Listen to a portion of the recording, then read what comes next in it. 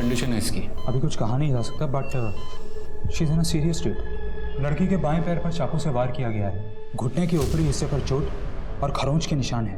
मतलब इसके साथ जबरदस्ती की गई थी? रेप या सेक्सुअल असॉल्ट जैसा कुछ भी नहीं। लड़की सेक्सुअली एक्टिव है।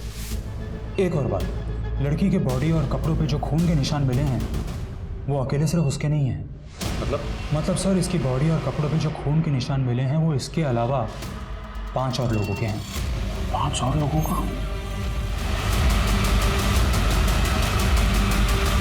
सर वो लड़की जिस स्कूल यूनिफॉर्म में हमें मिली थी वो ब्राइट कोलंबस स्कूल की यूनिफॉर्म, और स्कूल से पता चला कि उसका नाम प्रीति चौधरी है, उम्र 16 साल, 10th क्लास की स्टूडेंट। उस स्कूल से उसका एड्रेस मिला? जी sir, Patna upmarket area, Boring Road का एड्रेस है। सर स्कूल से हमें उसके माँ बाप का फ़ोन नंबर भी मिला। मैंने दोनों नंबर पर ट्राई किया पर लगा नहीं। ठीक है, बस चलो चल के देखते हैं।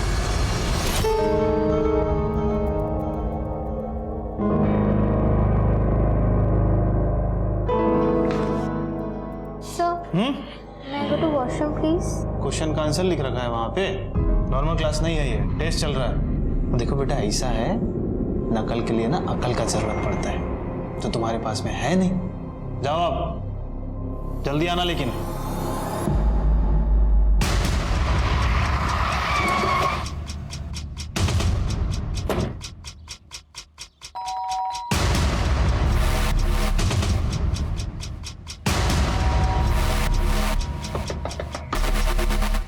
कोई है?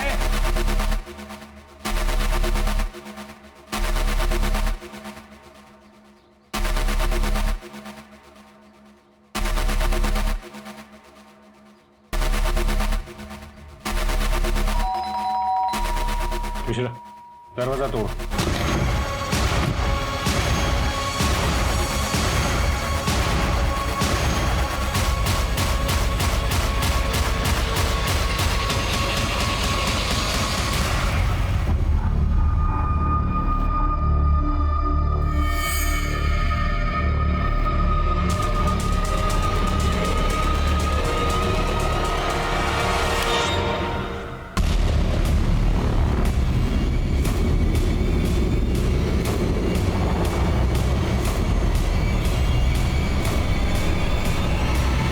यहाँ पर किसी ने खून की होली खेली है। फॉरेंसिक डिपार्टमेंट उनको फोन करो और उनसे कहो कि जल्द से जल्द यहाँ आ जाए। जी सर। उससे पहले हॉस्पिटल में फोन करो और उनसे कहो कि प्रीति की सिक्योरिटी बढ़ा, क्योंकि जो चाकू, जो हथियार में प्रीति के पास से मिला था, लगभग वैसे ही किसी चाकू से इनकी हत्या हुई है।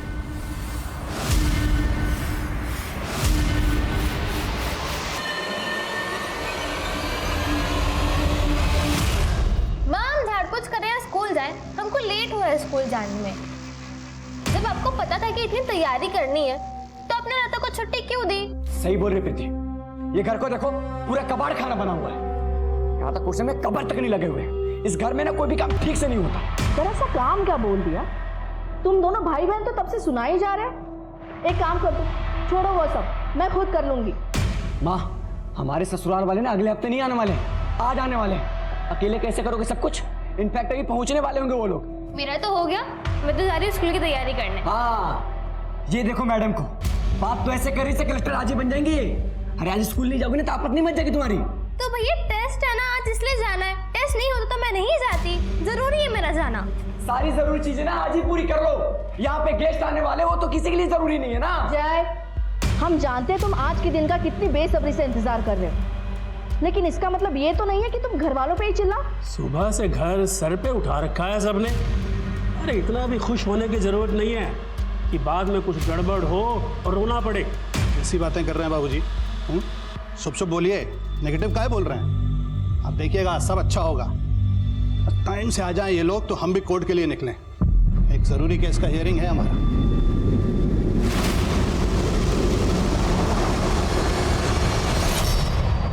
चारों की मौत चाकू के वार और खून बहने की वजह से हुई।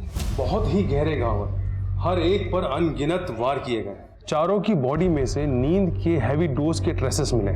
पॉसिबल है कि खाने में मिला के दिया गया, इसलिए शायद मर्डर के वक्त आसपास किसी को कोई आवाज नहीं सुनाई दी। लड़की के पास से जो चाकू मिला है, इन चारों का मर्डर उसी से हुआ है। पर अजीब बात यह है कि प्रीति के अलावा और किसी के फिंगरप्रिंट्स के निशान नहीं है उस पर। और एक और बात, प्रीति के कपड़ों पे से जो ब्लड सैंपल मिले हैं 5 लोगों के, 4 ब्लड सैंपल तो इनमें से मैच हो गए हैं, लेकिन 5वां बी नेगेटिव है। सर वो 5वां इंसान या तो विक्टिम होगा या तो खुद किलर होगा।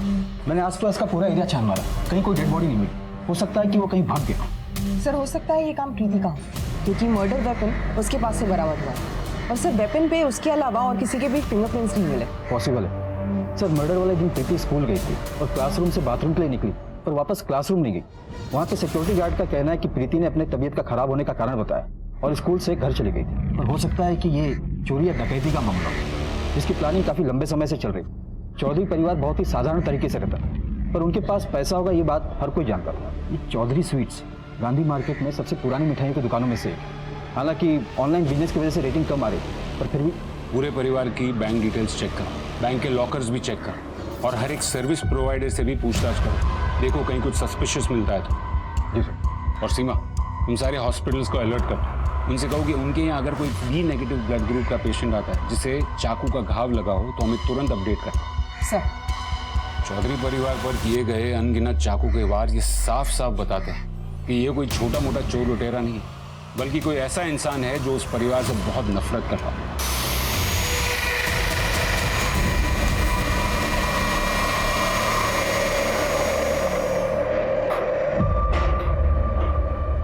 इतना लेट आई?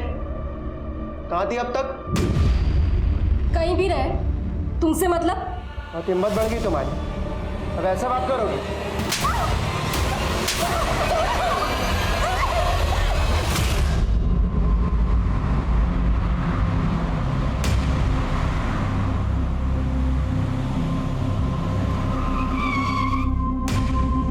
मैं हल्का होने जा रहा हूँ, तुम भी चलोगे? ठीक है।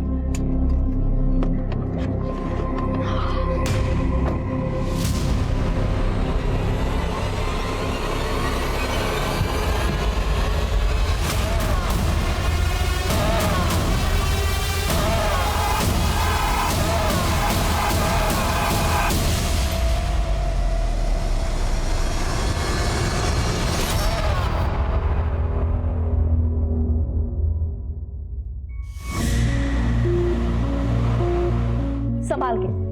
और ये मिठाई के डिब्बे अभी भी यहीं पे है, किचन में रख के आओ, वो लोग कभी भी आते होंगे। ये लो, आ भी गए।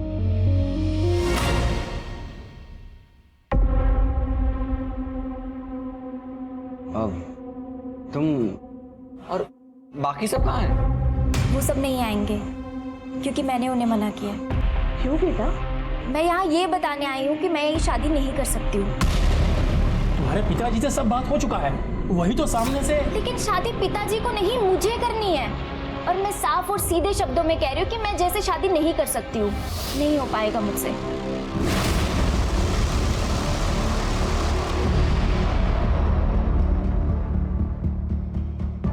सर, चौधरी फैमिली की मेड लता अपने गांव गई है, 2-4 दिन में वापस लौटेगी। बैंक स्टेटमेंट वगैरह से कुछ पता चला? सर, मर्डर के 2 दिन पहले प्रीति के दादा धर्मेंद्र चौधरी ने बैंक से 30 लाख रुपए निकाले थे और मां नम्रता चौधरी ने 1 हफ्ते पहले बैंक के लॉकर को एक्सेस भी किया था। लेकिन घर से तो कोई कैश बरामद नहीं और इस घर में कोई फोर्स एंट्री के निशान भी नहीं मिले। सर, हो सकता है कि वो कातिल इस फैमिली को अच्छे से जानता होगा और इतनी नफरत करता था, बेरहमी से अनगिनत वार करके इन चारों का मर्डर कर दिया। सर, ऐसा कौन कर सकता है? जांच में तो यही सामने आया कि धर्मेंद्र चौधरी बहुत ही अच्छे इंसान थे, मिठाई का बिजनेस करते थे और सबसे मिठाई बात करते थे। इनका कोई दुश्मन नहीं था और बहू नम्रता चौधरी साधारण गृहिणी थी। इनका कभी किसी के साथ कोई झगड़ा भी सामने नहीं आया।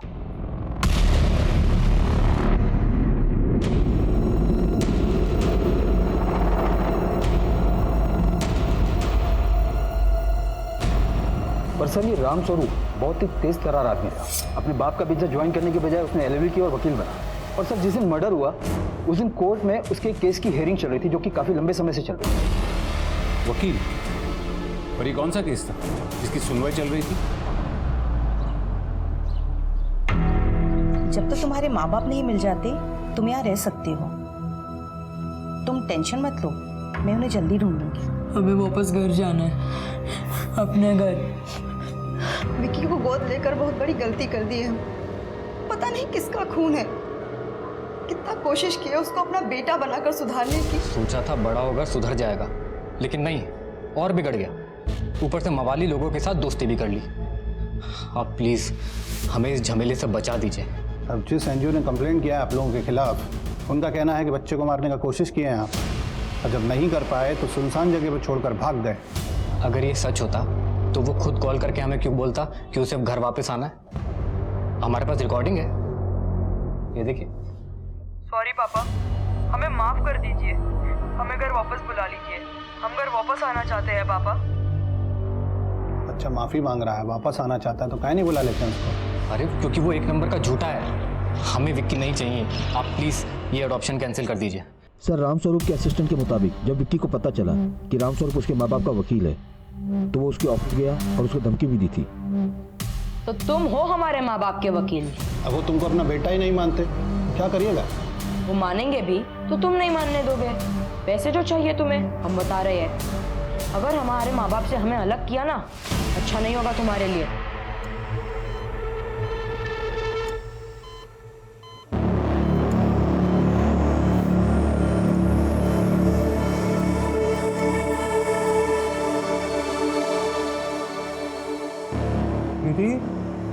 प्रीति ठीक हो तुम? प्रीति सुन पा रही हो मुझे?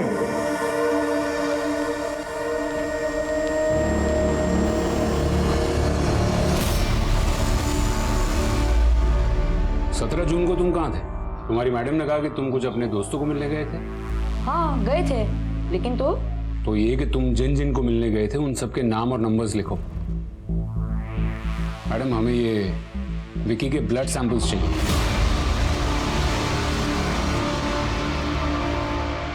देखो, हम तुम्हें मारना नहीं चाहते थे, गलती से लग गई, माफ कर दो हमें। हमने तुमसे निकाह किया, तुम्हारी भलाई के लिए किया, नहीं तो आज भी तुम पटना स्टेशन पर साफ सफाई कर रही होती। यही ना, तुम हमेशा अपनी कहानी सुनाते हो। तुमको मेरे बारे में कुछ पता है? जानते हो कि ये सब कब हुआ, कैसे हुआ? मुझे आज भी याद है।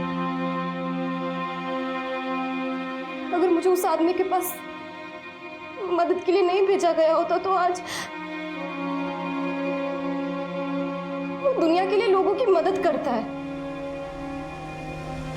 लेकिन हकीकत में वो ऐसी बातें थोड़ी बताई जाती है। देखो, और ये बात तो हम दोनों के बीच में ही रहेगी। मेरे पति को तो मैं बिल्कुल नहीं बताने वाली। क्या बता रही थी तुम? लेकिन उसे देख के तो ऐसा लगता नहीं है कि उसका किसी के साथ अफेयर होगा। किसके साथ? वो? अरे वो तो मन में कितना छोटा है। दूसरों की जिंदगी में झांकने से फुर्सत मिल जाए तो अपनी जिंदगी भी संभाल लेना। लोगों का काम है अफवाहें फैलाना। झूठ से किसी का भला नहीं हुआ है। झूठ बोलने से आपका तो भला हो रहा है ना। झूठ मूठ की चुगली करना 24 घंटे आपकी तरह किसी में कमी निकालने से तो बहुत अच्छा है। अमृता, हम सिर्फ गॉसिप कर रहे थे, आपकी तरह झूठ को पेशा नहीं बनाए हैं।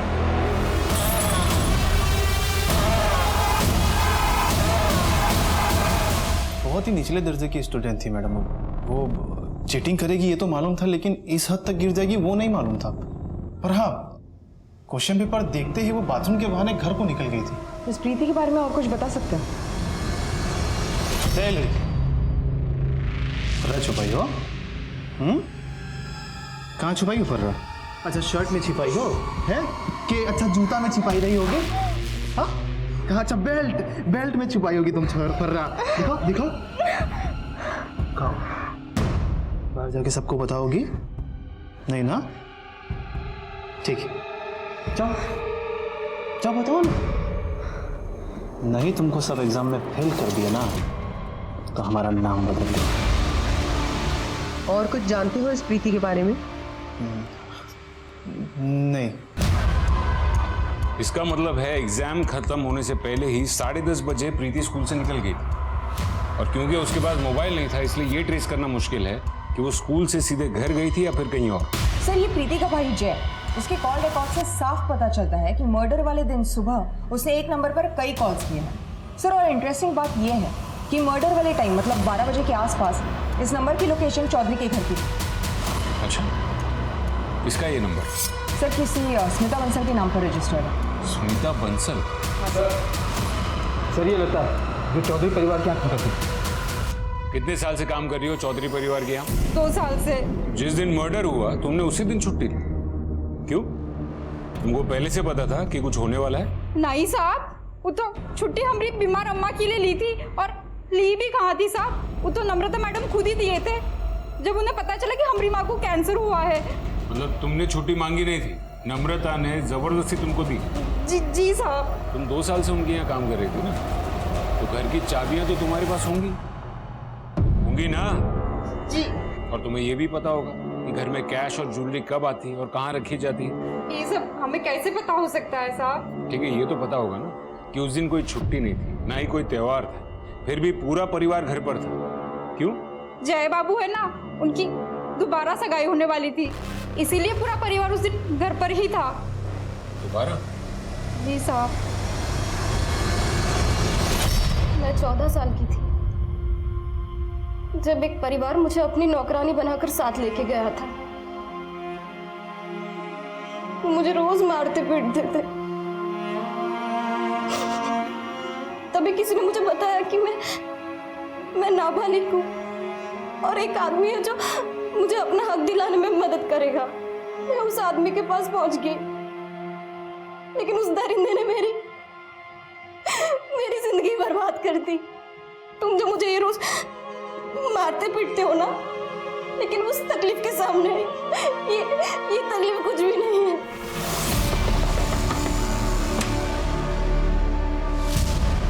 हम तो खुद शॉक में, यकीन ही नहीं कर पा रहे, पता नहीं ऐसे कैसे हो गया। ना समझ है हमारी बेटी, माफ कीजिए इसे, इसकी तरफ से हम आप लोगों से माफी मांगते हैं। हाँ? बेटा पैर छूकर माफी मांगो। हाँ? अरे नहीं बस बेटा, रहने दो। दोबारा ऐसी गलती नहीं होगी। अरे कोई नहीं बेटा। अरे सगाई एक बार टूट गई तो क्या हुआ, दोबारा होगी। बाकी इनका रिश्ता तो भगवान की मर्जी है। देखिए ना, अब सारी बिगड़ती हुई बातें बन गई। अरे छोड़िए, जय खुश है तो हम सब खुश हैं, इसकी खुशी में ही हमारी खुशी है। सही कहा बाबूजी आपने। अब आजकल के बच्चे अपनी मर्जी के मालिक हैं, कुछ कह तो सकते नहीं है ऐसे। बेटा ये लो, बहू को अंगूठी पहना।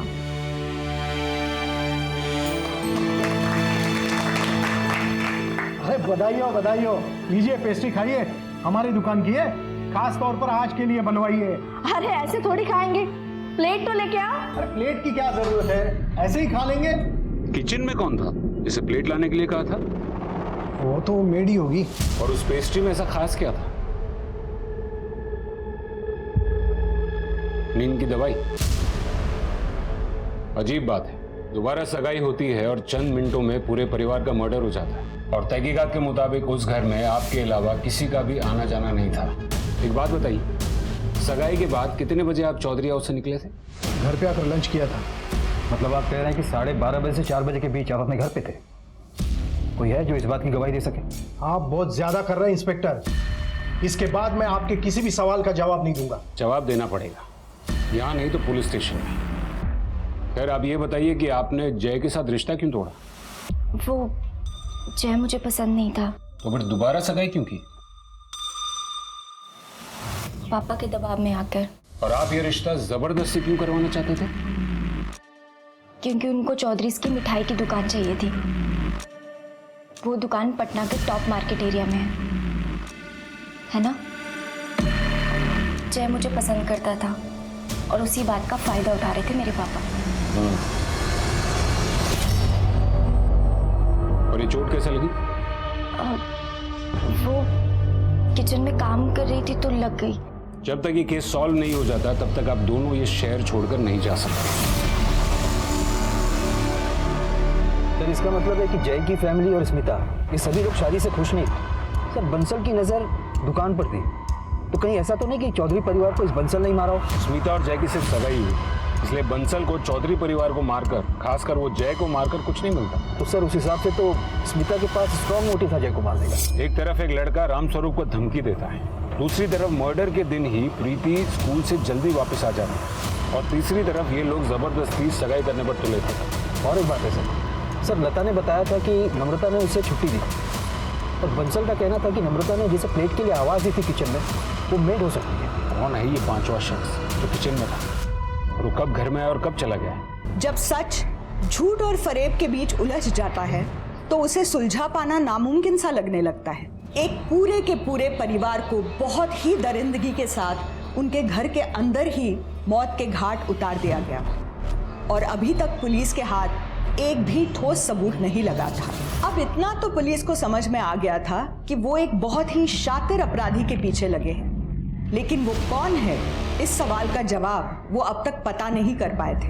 क्या अपराधी वो पांचवा इंसान है, और अगर वो है तो वो कहाँ है?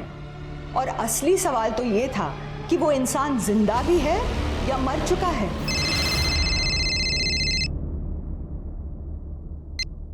हाँ बोलो। सर, विकी का ब्लड ग्रुप 5वीं ब्लड ग्रुप से मैच नहीं हुआ, लेकिन कोई और है जिसका ब्लड ग्रुप बी नेगेटिव है। विकी के एनजीओ की केयरटेकर। मैडम प्रसाद? हाँ sir, madam Prasad.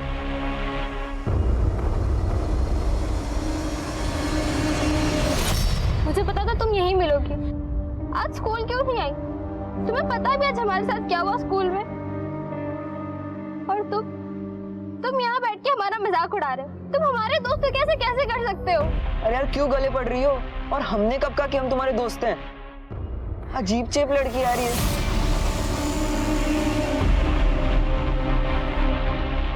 Please sir, बंद करिए पढ़ाई, बहुत हो गया ट्यूशन, अब दिमाग में कुछ नहीं जा रहा है।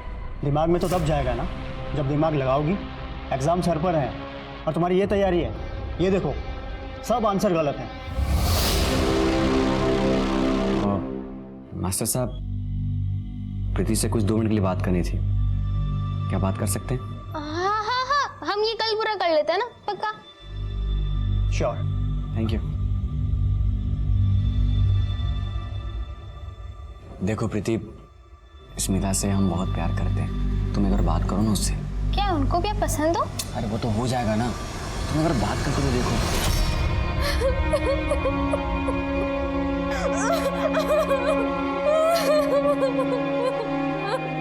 हम समझते हैं कि भैया आपके मुकाबले दिखने में तो खास नहीं, पर वो बहुत अच्छे हैं और वो आपसे प्यार भी बहुत करते हैं।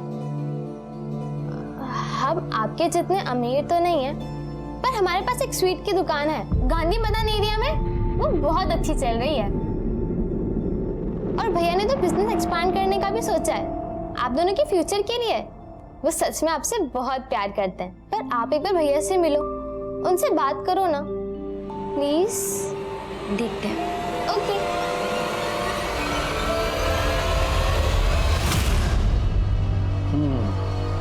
गांधी मैदान में मिठाई की दुकान, ये रिश्ता नहीं, लॉटरी है, लॉटरी।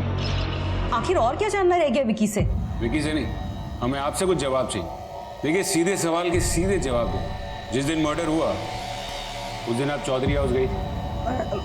नहीं, पर आप ये क्यों पूछ रहे हैं? क्योंकि मैम, आपका ब्लड ग्रुप बी नेगेटिव है। आपके शरीर पर कहीं चोट के या घाव के निशान है? नहीं है, आप चाहे तो चेक कर सकती हैं। मैंने कहा ना, आप लोगों को जरूर कुछ गलतफहमी हुई है। चलिए ना, आप हमारी गलतफहमी दूर कर दीजिए। चलिए बताइए, राम स्वरूप जी के साथ आपका सिर्फ प्रोफेशनल इंटरेस्ट है या फिर कोई और रिश्ता भी है?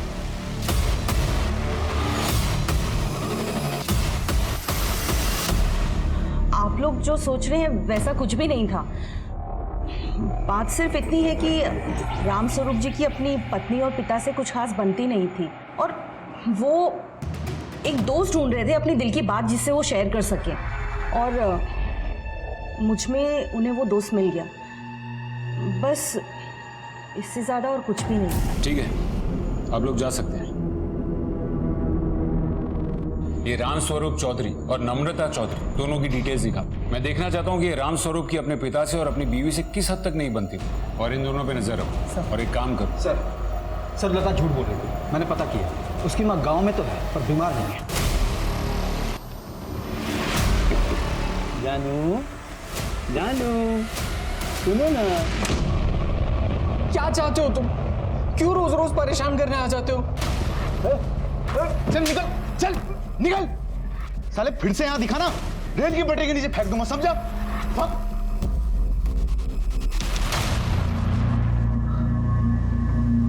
टेंशन मत ले। बच के रहे, हमने कुछ नहीं किया है साहब। तुम्हारी अम्मा को कौन सी बीमारी हुई थी? सब टीबी था। टीबी? सीमा, पिछली बार इसकी अम्मा को कैंसर हुआ था। एक काम करो सीमा, इसको अंदर करो, इसको आराम से सोचने दो। चलो सब वो बीमारी का बहाना तो इसलिए किया था कि हमको कौन झमेले में नहीं पड़ना था सब। झमेले में तो तुम पड़ चुकी हो, बहुत बड़े झमेले। लेके जाओ इसको अंदर। नहीं साहब, गलती होगी साहब, माफ कर दीजिए साहब। नहीं मैडम, माफ कर दीजिए।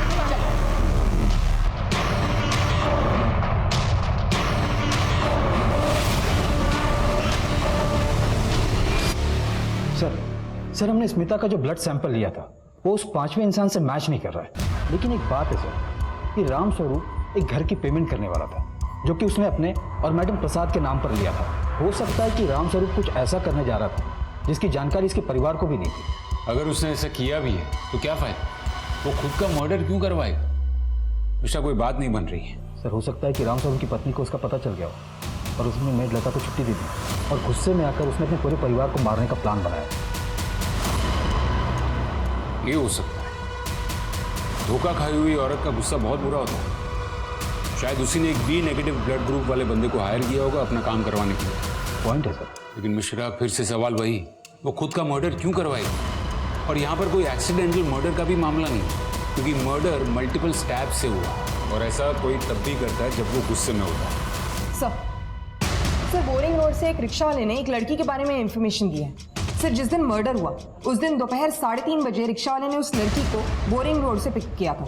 सर रिक्शा वाले का कहना है कि लड़की घायल थी और पसीने से लथपथ थी। सर रिक्शा वाले ने उस लड़की को पटना जंक्शन पे ड्रॉप किया था। सर हमने रिक्शा वाले को स्केच आर्टिस्ट के पास भेजा। जल्दी हमारे पास उस लड़की का चेहरा होगा। और एक बात है सर मर्डर वाले दिन चौधरी हाउस के आसपास जितने भी फ़ोन नंबर एक्टिव थे उसमें विक्की का नंबर नहीं था, लेकिन मैडम प्रसाद का नंबर 10 मिनट तक एक्टिव था उस एरिया। इसके अलावा 2 और भी नंबर एक्टिव थे वहाँ। इसके ये नंबर किरण, रोहन, देखो तुम दोनों को डरने की कोई जरूरत नहीं है। हमें सिर्फ इतना जानना है कि 17 जून तुम दोनों स्कूल के टाइम पे प्रीति के घर के आसपास क्या कर रहे थे? 17 जून को तो ये स्कूल में थी। नहीं थी। बोलो किरण, कहाँ थी तू? प्रीति स्कूल के बाद तुमसे मिलने आई थी। क्या वो तुम्हारी दोस्त है? नहीं सर, हमारी दोस्त नहीं है। सर वो सबसे दोस्ती करना चाहती है पर उसका कोई दोस्त है नहीं। तो क्या तुम भी उसके दोस्त नहीं हो? नहीं सर। और उसका सोशल मीडिया अकाउंट तो ये कहता है कि तुम उसके बॉयफ्रेंड थे। था पर वो ऐसे थोड़े टाइम के लिए। सर वो जबरदस्ती इतना चेप हो रही थी तो मैं क्या करता? तो वो चेप हो रही थी। देखो अब मैं आखिरी बार प्यार से तुम दोनों को पूछ रहा हूं, उस दिन तुम दोनों प्रीति के घर के आसपास क्या कर रहे थे? क्या कर रहे थे प्रीति के घर के आसपास? सर वो हमें उसे जबरदस्ती घर छोड़ने जाना पड़ा था। जबरदस्ती? हाँ सर, वो उस दिन बहुत परेशान थी, सुसाइड करने की बात कर रही थी। सुसाइड? क्यों? क्योंकि उसे उस दिन टीचर ने मोलेस्ट किया था। तुम्हें पता, सर ने हमें यहाँ छुआ। हम और जीना नहीं चाहते, मैं मरना चाहती हूँ। प्रीति रोना बंद करो और ये सब जाके अपने मम्मी पापा को बताओ। नहीं सुनेंगे वो लोग हमारी बात। अच्छा ठीक है, तुम रोना बंद करो। चलो हम तुम्हें तुम्हारे घर लेके चलते हैं। चलो। फिर हमने उसे उसके घर छोड़ा और अपने घर चले गए। ठीक है, आप लोग घर जा सकते हैं।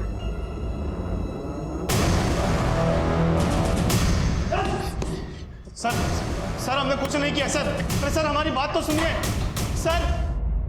सर उस रिक्शा वाले ने जिस लड़की का स्केच बनवाया है उस लड़की को पटना जंक्शन पे कुछ लोगों ने पहचाना है। सर उसका नाम जोया खातून है और जुवेनाइल अपराधी के रूप में उसका पुलिस रिकॉर्ड भी है। सर वो एक फैमिली के साथ गया में रहती थी। सर 5 साल पहले उसी फैमिली को जिंदा जलाने के केस में उसे अरेस्ट किया था। बुलवाओ उसको। सर जोया जोया जोया जोया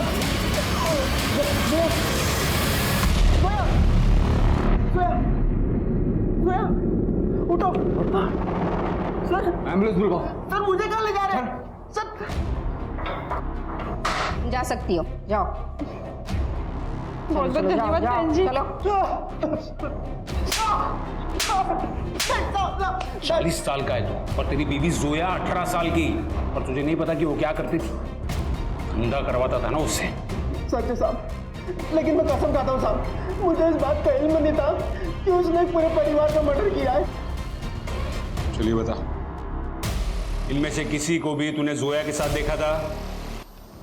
किसी को तू जानता है? नहीं साहब, नहीं। या तो ये असलम बहुत अच्छा एक्टर है या फिर वाकई में उसे कुछ नहीं पता। ये जोया की बॉडी पर जो चाकू के घाव मिले उससे एक बात तो कंफर्म हो जाती है, उस दिन किचन में जोया ही।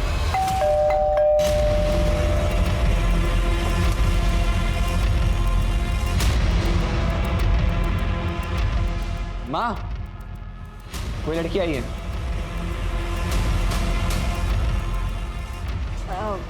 नमस्ते। नमस्ते, बोलो। ओ, लता ने भेजा है हमको। जब तक लता नहीं आती तब तक हमको काम करने के लिए बोला है। ओह, लता भी कितनी जिम्मेदार है। अब बेटा, नाम क्या है तुम्हारा? सोनू। तुम आज से काम शुरू कर सकती हो? हाँ। आ जाओ, मैं दिखाती हूँ क्या क्या करना है। आ जाओ, आ जाओ, आ जाओ, अंदर आओ बेटा।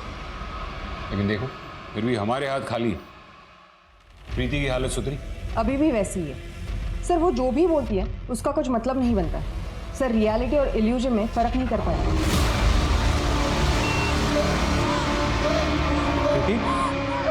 प्रीति, what happened? Are you okay?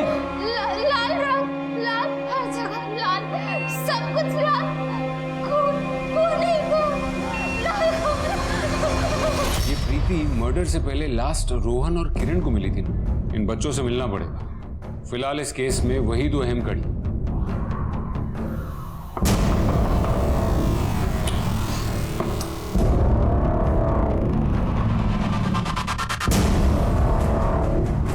अच्छा हुआ तुम दोनों यही मिल गए। सर हम लोग तो म्यूजिक सुन रहे थे। हमें भी सुनाओ तुम्हारा ये प्लेलिस्ट।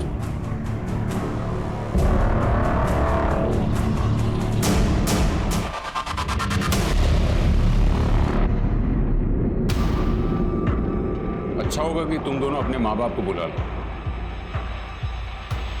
हम एक बार फिर से तुमसे पूछ रहे हैं, उस दिन प्रीति को छोड़ने गए थे तब क्या हुआ था? तुम प्रीति को घर के बाहर छोड़कर ही चले गए थे? नहीं सर, हम उसके घर गए थे सर। उसने हमें थोड़ी देर के लिए रुकने के लिए कहा तो हम कुछ आधा घंटे वहाँ थे। हम सब ने मिलकर म्यूजिक सुना। मतलब उसी दौरान तुम्हारे हेडफोन का स्पंज वहाँ गिर गया? फिर पता नहीं अचानक से उसे क्या हुआ। उसने हमसे कहा कि उसके घर मेहमान आए हुए हैं और उन्हें उनसे मिलना है, इसलिए हमें घर जाना होगा, तो हम आ गए। झूठ! तुम वहां से गए नहीं, वहीं रुके और एक के बाद एक सबका मर्डर कर दिया। नहीं नहीं सर, सर हमने ऐसा कुछ नहीं किया। कुछ नहीं किया तो ये बात हमसे उस दिन छुपाई क्यों? सर क्योंकि हम डर गए थे उसकी फैमिली के मर्डर के बारे में सुन के, इसलिए वो बात हमने आपसे छुपाई सर। पुलिस ने किरण और रोहन दोनों से सख्ती से पूछताछ की, पर दोनों ही अपने बयान पर अड़े रहे। चौधरी परिवार हत्याकांड केस अब एक डेड एंड पर पहुंच चुका था। हत्याकांड को लगभग 6 महीने गुजर चुके थे। प्रीति की हालत सुधरने पर उसको भी हॉस्पिटल से डिस्चार्ज कर दिया गया था।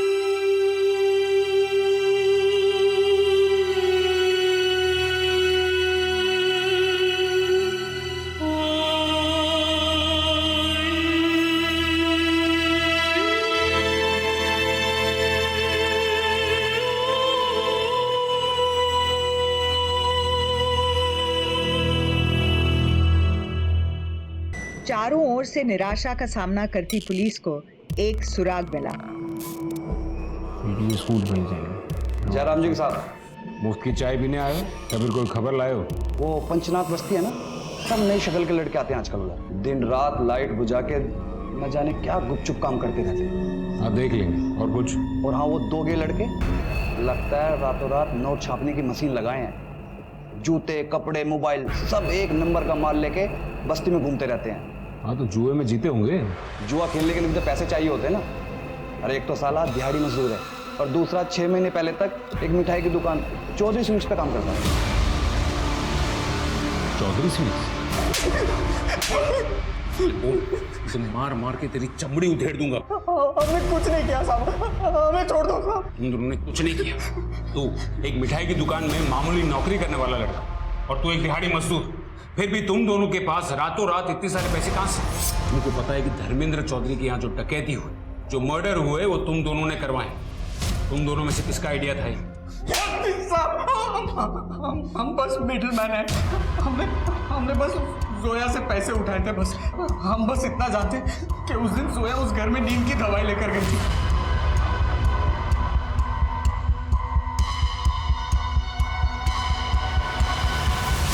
बस बस बस, रोज कोर्ट जाने के लिए हमको लेट हो जाता। पापा कम से कम आज के दिन तो गुस्सा मत करो। आज मैं बहुत ही खुश हूँ। खुश हो ये अच्छी बात है, लेकिन शादी करना मतलब सिर्फ घूमना फिरना नहीं होता। उसकी मान सम्मान की जिम्मेदारी भी तुम्हारी ही है। मम्मी अब हमसे और नहीं खाया जाएगा। हमारी तबीयत ठीक नहीं है, हम अपने कमरे में जाए। अरे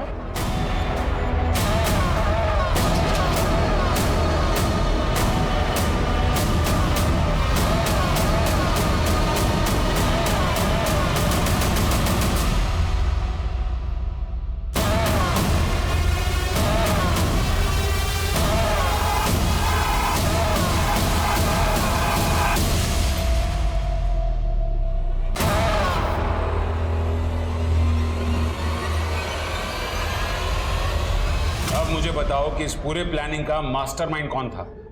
कहानी थे, 2 लोग थे साहब, लेकिन हम बस एक को ही जानते, जो मिठाई की दुकान पर आया था। उसे कोई लड़की चाहिए थी जो उसकी मदद कर दी, इसलिए हमने उसे जोया से मिलवाया था। साहब हम सच कह रहे हैं, हम आज तक नहीं जानते वो किस दूसरे बंदे की बात कर रहा था जो जोया का साथ देने वाला था। सर हम तो शुरू से कह रहे हैं कि हमने कुछ नहीं किया है। फिलहाल हम वो नहीं, कुछ और जानने आए। स्कूल के लेडीज टॉयलेट के बाहर एग्जैक्टली क्या हुआ था? क्या फर्रा छुपाई हो? कहाँ छुपाई हो फर्रा? बताओ। अरे बताओ। सॉरी, गर्ल्स वॉशरूम में आप अंदर नहीं आ सकते। सर आप समझ रहे हैं आपको कितना भारी पड़ सकता है ये? हम बाहर जाकर सबको बता देंगे कि आप हमको मॉलेस्ट कर रहे थे। अच्छा, तो हम भी देखते हैं कि तुम कौन से पेपर में पास होती। अगर समझौते से किया जाए तो सब कुछ सही हो सकता है, पर इसके बदले आपको हमको हर पेपर में पास करना होगा।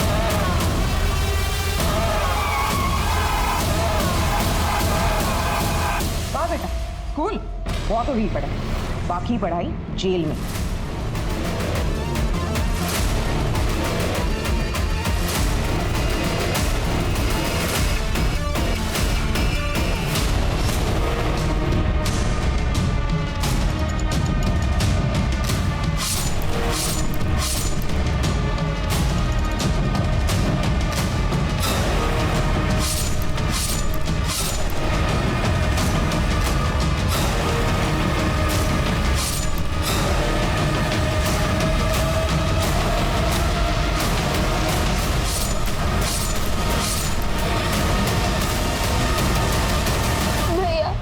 हमें आपसे पूरा उम्मीद था।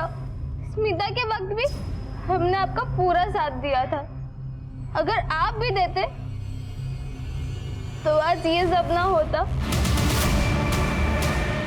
ला चाकू हमको दो, अब हम तुमको ना कट मारेंगे ताकि ये सब असली लगेगा। अरे हमें मारोगी? अरे तुमको हम कट नहीं मारेंगे तो पुलिस को पहला शक तुम पर जाएगा। अरे नहीं नहीं नहीं, नहीं छोड़ो, नहीं नहीं नहीं, हमने तुमको मना किया था ना हमको मत मारना, अब हम तुमको छोड़ेंगे नहीं। क्या कर? छोड़, प्रीति तुम समझ का ही नहीं हो। छोड़, पागल हो गई हो क्या? उसने कहा था कि हम सिर्फ 16 साल के, और अगर हम पकड़े भी गए तो हमें जेल नहीं होगी।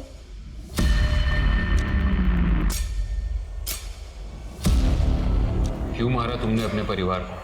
वो तुम्हें टॉर्चर करते थे, परेशान करते थे। हमारे घर में ना सब लोग खाली प्यार मोहब्बत की बातें करते थे, कोई नहीं समझता था प्यार को। सब कौन? एग्जाम सर पर है और तुम्हारी ये तैयारी है, ये देखो सब आंसर गलत हैं।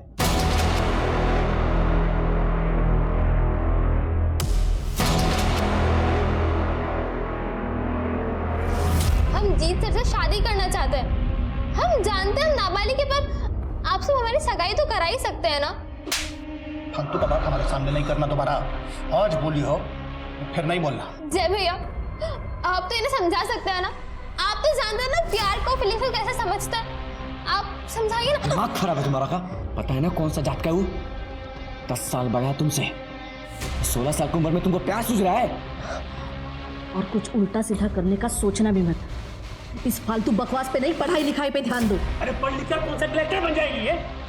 इसका स्कूल बंद करो, नहीं तो किसी दिन मुंह पर कालिक पोत देगी। ये सारा प्लान जीत सर का ही था। उन्हीं के कहने पे मैंने अपने परिवार को 16 साल की बच्ची के साथ शारीरिक संबंध बनाए तुमने। एक बात याद रखना, उस पर सिर्फ मर्डर का नहीं, रेप का भी चार्ज लगेगा। बच्ची अकेली थी, कोई दोस्त नहीं था उसका, अमीर परिवार की थी। बस इसी का फायदा उठाकर तूने उस लड़की को फंसाया, उससे पैसे की इंफॉर्मेशन निकलवाई, खुद ही के घर में चोरी करवाई और फिर उसी से उसके पूरे परिवार का खून करवा दिया। क्यों? पैसों की जरूरत थी। ट्यूशन में इतना नहीं मिलता जिससे मैं और प्रीति खुश रह पाते। लालच में आकर तूने उस बच्ची की जिंदगी बर्बाद कर डाली। जब तक तुझे कड़ी से कड़ी सजा नहीं मिल जाती मैं चैन की सांस नहीं लूंगा। टीनेज उम्र का एक ऐसा पड़ाव होता है जहां बच्चों के शरीर में, उनकी सोच में कई तरह के बदलाव होते हैं। इसीलिए टीनेज बच्चों का खास तौर से ख्याल रखना जरूरी है। आजकल के जमाने में माँ बाप को दूर देश का पता सोशल मीडिया से चल रहा होता है, लेकिन अपने ही घर के किसी दूसरे कमरे में बैठा अपना बच्चा क्या कर रहा है, किस दिशा में उसके ख्याल पनप रहे हैं, उसका एहसास तक नहीं होता। प्रीति जिस उम्र में थी उसमें किसी को पसंद करना स्वाभाविक था। ऐसे में अगर प्रीति के घर वालों ने उसे प्यार से समझाया होता तो शायद वो ना होता जो हुआ। इसलिए आप सभी दर्शकों से मेरा निवेदन है कि अपने बच्चों की बात को ठंडे दिमाग से सुने, समझे और फिर उन्हें प्यार से उनके दोस्त बनकर उन्हें समझाने की कोशिश कीजिए। तो इसी निवेदन के साथ अब मैं रेणुका शहाणे आपसे विदा लेती हूँ। कल फिर मिलेंगे ऐसी एक कहानी के साथ जो रखेगी आपको सतर्क और जिंदगी को सुरक्षित। तब तक अपना और अपने परिवार का ख्याल रखिए और देखते रहिए क्राइम पेट्रोल सतर्क। जय हिंद।